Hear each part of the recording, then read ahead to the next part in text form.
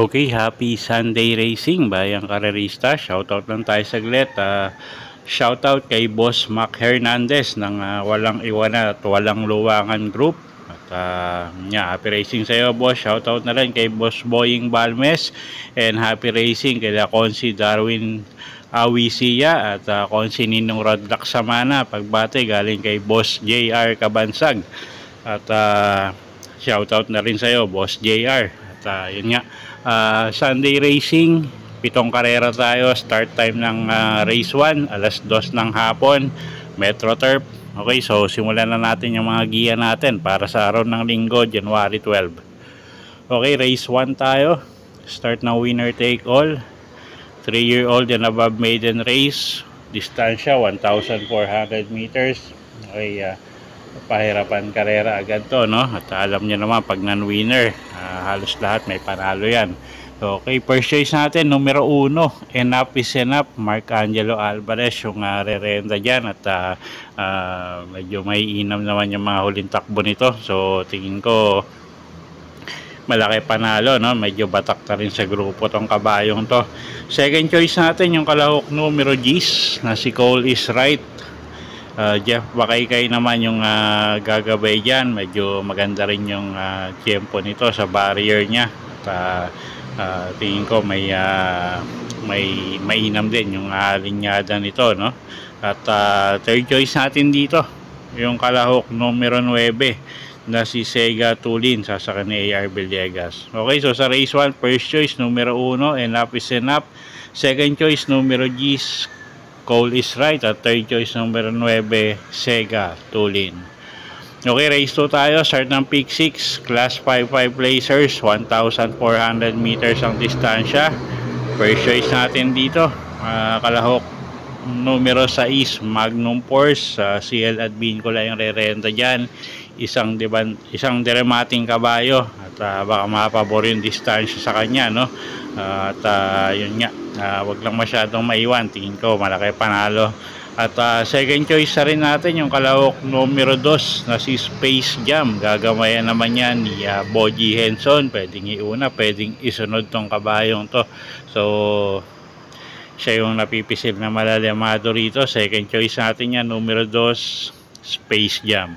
Okay, so sa race number 2, ang first choice nga natin, kalahok numero 6, Magnum Force.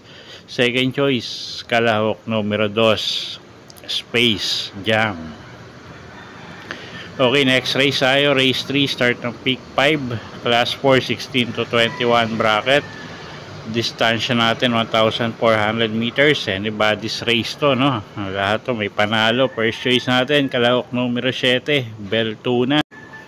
Isang deremating kabayo, gagabayan ni JMS Torque. Medyo maganda yung post position niya, no? Last to enter at nasa pinakalabas. So may pepwesto agad to.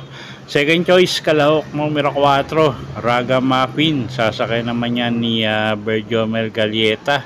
At medyo pa-improve na ulit yung mga takbo nito, no? So tingin ko malaki rin panalo niyan. At pangdehado natin dito sa race number 3, yung numero 6 na si Mythic Layla. Alison Pabilik naman yung gagabay dyan.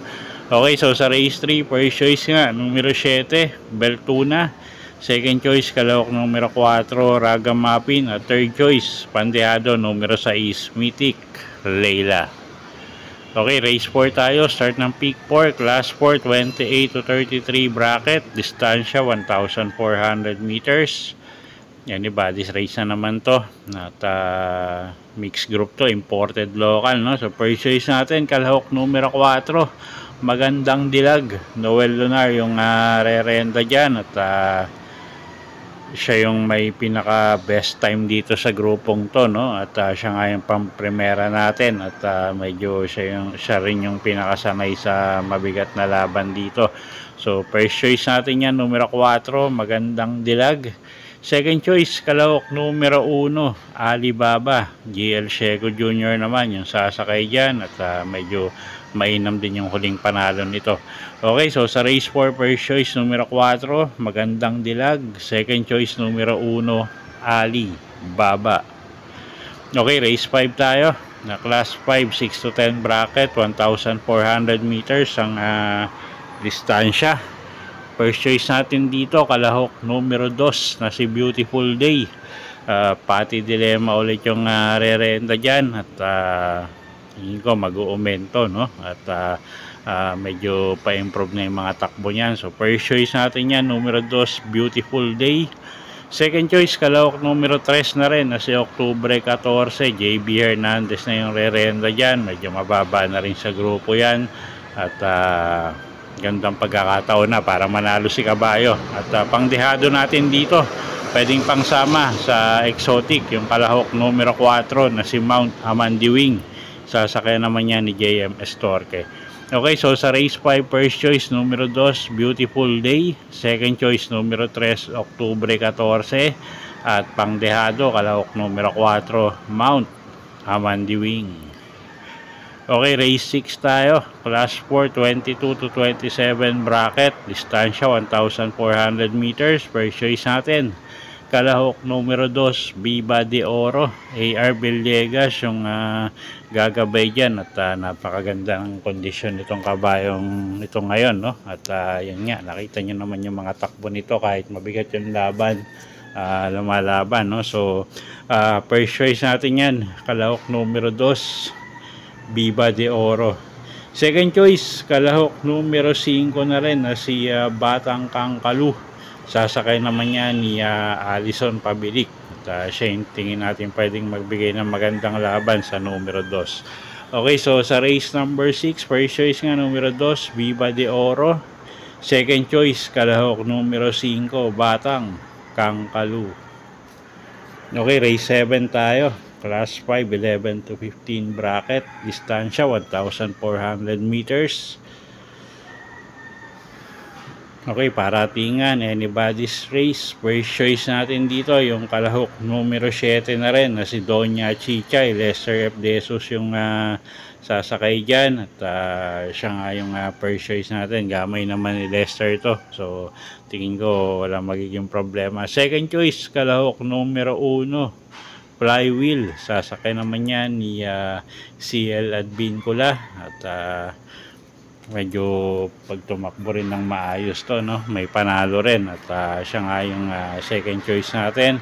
At pwedeng pangsama sa mga exotic nyo. Yung mga dihadong kalahok numero 4, Watch Bell. At kalahok numero 3 na si Clairvoyant.